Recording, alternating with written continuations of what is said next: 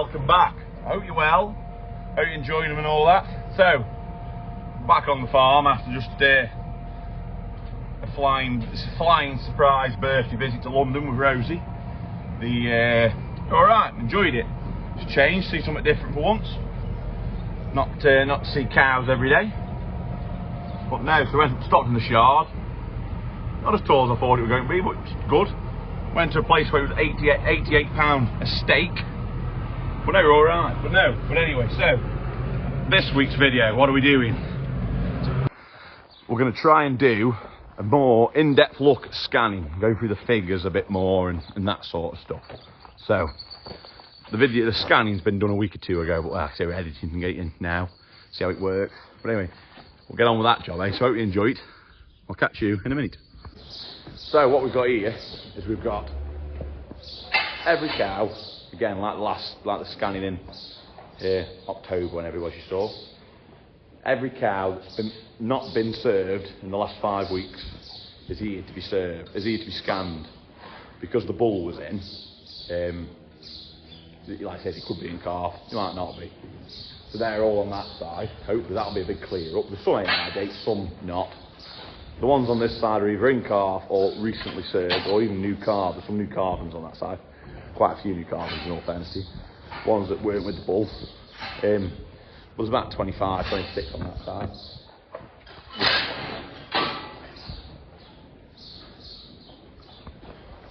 There's about 3 that need to be seen as in calf, because if they aren't, they will be put down as barren.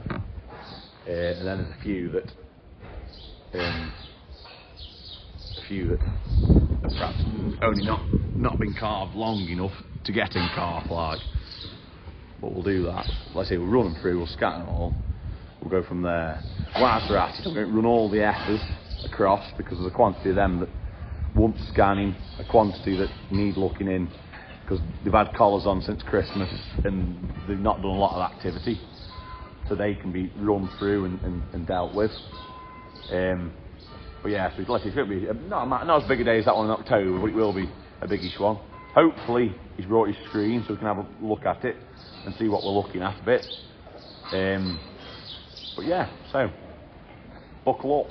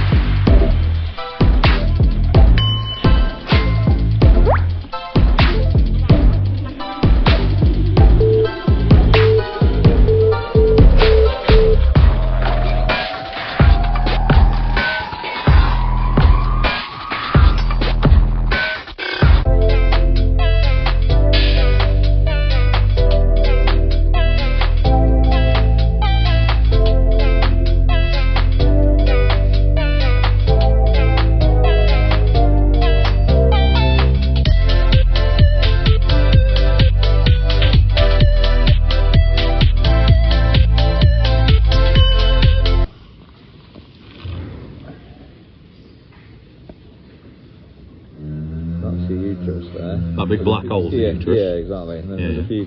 You can just see the edge of it. There's a few copper lesions there, isn't there? And then the calf is. You watch. I won't be able to find them now. Yeah.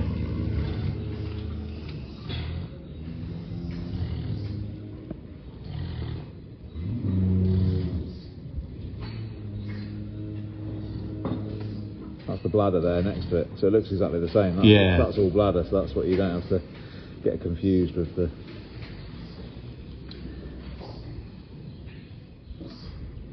That's your ovary there. You see that in the middle? Yeah, yeah. That grey bit with almost like a whitey bit in the middle. That's your ovary. That grey bit is the CL. Yeah, yeah. So that's what's producing progesterone to keep that calf alive. Yeah. Calf himself has done a runner.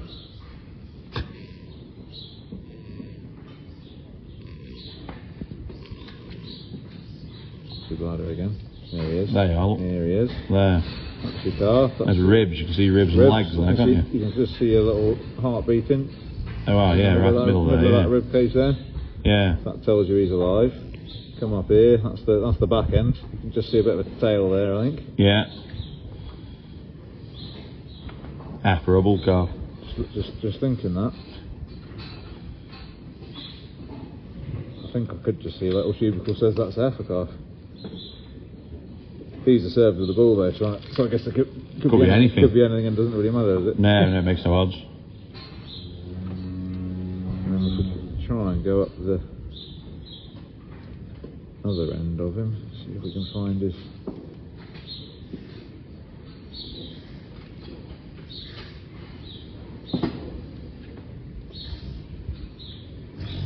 You can see his two.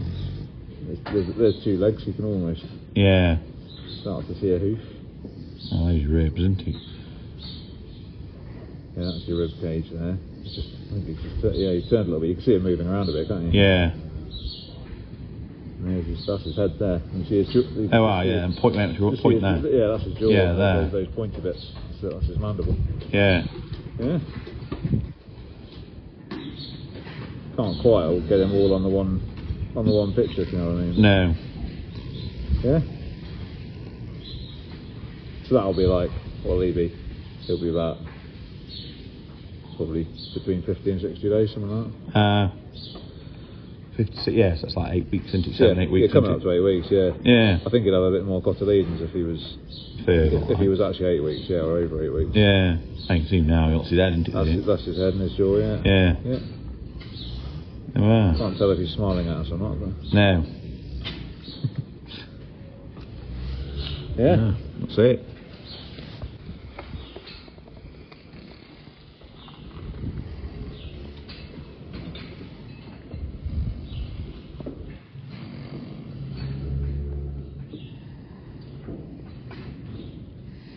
Top right there now, isn't it? That's some part of it, isn't it? That's some part of the placenta. Yeah. Yeah.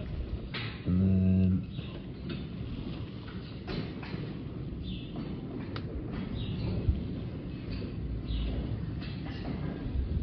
That's the calf. So that's his jaw again there. Yeah.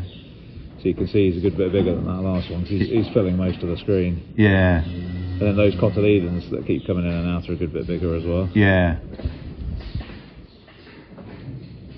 That's coming into his ribs, isn't it? Yeah, you can see his spine there. Yeah. There's his heart beating away in his rib cage. Oh, wow, yeah. You can just about see the chambers in the heart almost. Yeah, I can see it sort of wriggling, can't you? Like there's all four of them coming. Yeah. That's back up to head end. So then you're down into his abdomen. I wonder if that's the start of his rumen forming there. And down towards his back end.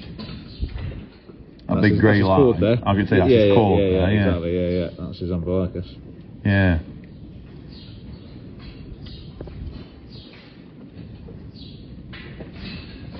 Yeah. Yeah, good, isn't he?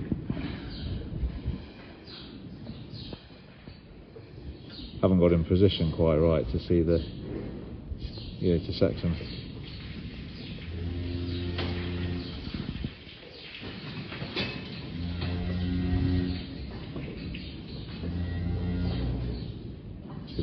Must be about a leg there, right? Yeah. One of his back legs.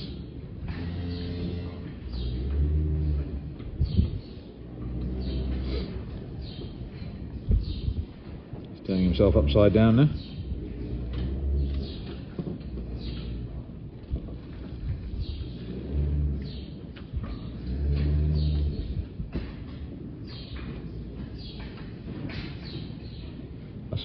It's all we tend to be interested in.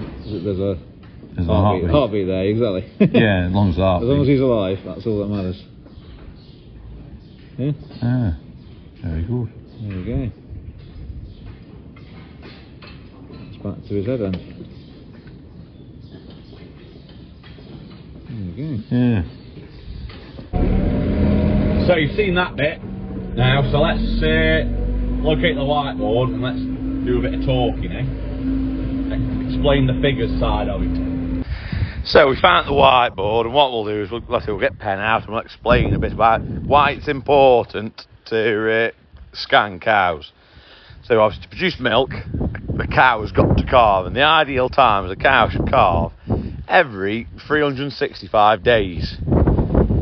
It should be milking, obviously that's a year, isn't it, to me and you? It should be milking for 305, it should be dry for 60. And obviously to achieve this, the cow should be served and got in calf at 60 days. So obviously that works into 365 days. Obviously that adds up why we do the scanning, you see. So, when I was at college, the figure always used to be £4.50 a day of lost milk by not having her in calf and calving every 365 days. So if you have a cow that calves at 375 days, that is £45 that cow has lost you. It's not produced, it could have produced, you see. So obviously 100 cows, to slip 10 days, obviously to slip 10 days is, hold on, do the maths, there we go, it's £4,500 you've lost. No, you haven't lost it because you've never had it, but you've missed out on by not having them in calf, you see. So that's part of the reason why we every night we keep putting the bull in. Just now, put the bull in, hopefully it shortens the period, gets them in calf quicker. Because I know we've got one that's like ours, our calving index, according to our milk recording paper I last looked at, is 425 days. So that's an increase of 60 days. 60 days, that is. So 100 cows, 60 days is, hold on, maths is about 27,000. We could be making more by having the calving index less, but that's what we could be making, you see. So obviously that's why by putting the bull in, we drop that. Some cows calve quicker, some cows are good, some cows aren't. But that's what ours is, you see. So, that's that. It does, that's why we put the bull in at times, because pre-TB, before we started losing dairy cows, I used to have if they weren't in calf by 200 days, I put them down as barren, and that would end of them. And like I say, but now because of the bull, we are getting back onto that because we lost so many dairy cows to TB. We just kept bulling and serving them to get them in calf and stuff. And there comes a point, like I say, that's the cost we've put there is the cost that you lose in milk production. You think if you're serving a cow for let's say 60 days you start serving it, and you serve that cow every 3 weeks up until 360 days for a year, you've given that cow a lot of straws. I should have gone for an easier number. Like if you serve it for 210 days, so 270 days, you've given that cow 10 straws of semen. And I mean, sex semen's £30. It can be £30 a straw. Beef semen can be, you know what I mean, a couple of £5–10 quid. So it's all adding, isn't it? It's all reducing your costs, isn't it? And obviously, and it is one of the biggest contributors to dairy cows leaving the national herd is poor fertility. And a bit of it is, is in the breeding, but a large proportion of the fertility is in the environment they live in. I mean, if you've got like we've got collars, you can use chalk, you can put bulls in, you can AI. It's a lot better. Like I say, these block carving men, theirs is tight. They have got good systems. They use a lot of bulls, whereas we all year round. So ours does slip a bit. And like I say, it works well. It's how it works, and it is just a case of you keep on top of it. It's fantastic. It just works itself. But no, anyway, I think we'll leave it there this week. So hopefully you've enjoyed it. Don't forget to drop me a like and a subscribe. Ring the bell, and I shall see you all. Oh, hold on. I've nearly finished lambing now. There's one left to lamb. But no, I've gone alright. So we'll have to have an update on them more in the future weeks. But anyway, yeah, so like and subscribe. I shall see you all next Saturday at 6. Ciao.